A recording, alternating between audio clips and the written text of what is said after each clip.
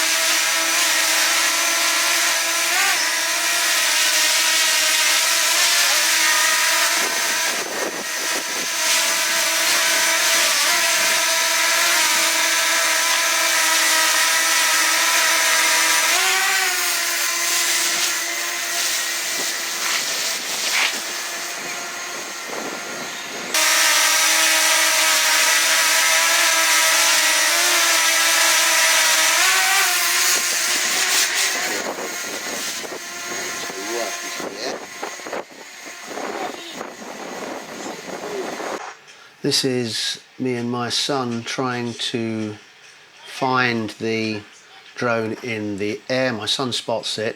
There's me looking at my screen trying to make some relationship between what I'm seeing on the compass with what is actually up in the air, and I can't do it. It's an issue that I need to resolve. Okay, so let's get the drone up in the air. Take it straight up. I think I go up to about 50 odd meters. Get straight up, and I'm testing the pitch of the gimbal already, and it's a lot smoother than it was. I was quite brutal on the control on the gimbal wheel, and it's very smooth. Look at that. That's a lot better than it was.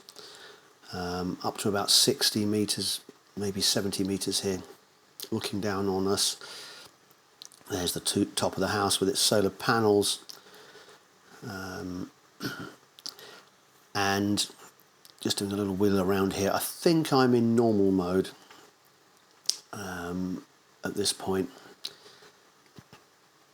and I'm tracking back, just taking in some, and then look, wheeling up on the pitch of the gimbal, tracking back, and again trying the gimbal.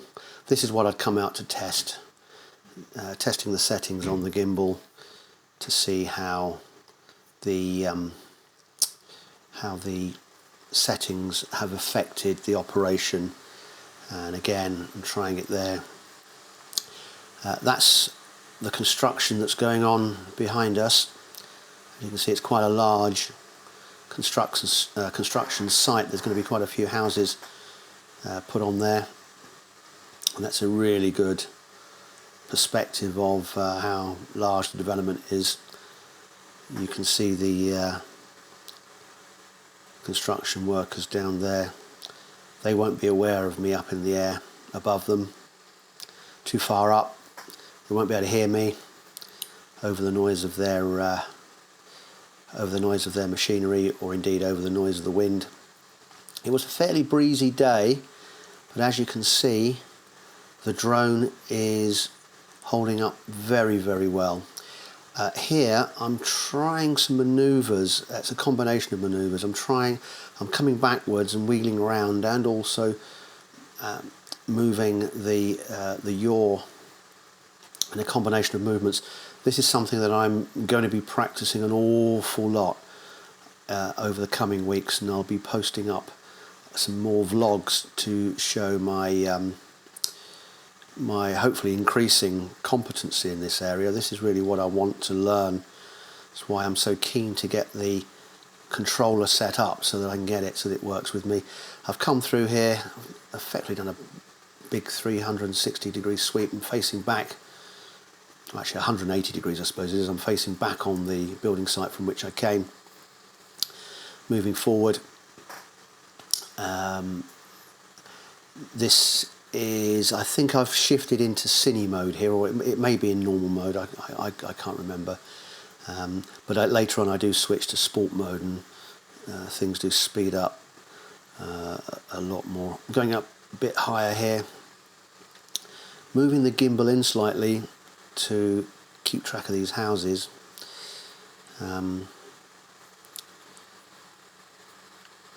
And yes, as I was saying, there's a fair bit of wind, but I didn't get a single warning for high wind. It was a very smooth flight considering how windy it was, and it would have been worse, of course, up at this altitude. Certainly at ground level, the wind would have been gusting at about 5-7 miles an hour, maybe more in gusts. Now I'm heading out here over the power lines. Those are the power lines into which I nearly crashed on my maiden flight. I'm up at about 50-60 meters here, heading out over the trees. Going to try some more maneuvers. It's a fairly overcast day. Incidentally, I've got the camera settings at 1080p. This is pretty amazing, really. I haven't even tried it on 2.7K, let alone 4K yet. This is just at 1080, and I think the footage is incredible. I've got everything on automatic. In the next flight that I did, which I'll be posting up shortly, I change the white balance. I go to manual and I set it at 5,600, and I drop the aperture or the exposure down to -3, and I lock those settings, and you'll be able to see in my next vlog the effect that has on the quality of the picture. I'm about 400-500, maybe 600 meters from my position on the ground. I'm going over the factory. Now, I would say that I'm trying all the time, whilst this is going on, to find where the craft is in the air using my compass. And as I've said before, it's impossible. Incidentally, at this point, I've got the craft in sport mode, which is why you're seeing it fling itself around rather manically. I need to make the adjustments in sport mode to slow those movements down and give myself back the control that I've had in normal mode. Here I'm heading back towards the house. My position on the ground is directly in front of us. As you can see, those houses in the background there. At this stage, I have little idea. I've got a rough idea roughly where I am, but I can't pinpoint myself using the compass, and it's too far away at this point for me to see it with the eye. Even my son, my 11-year-old, with his crystal clear vision, has some difficulty. Coming back now, this is where we do pick up. I do manage to get sight on the craft.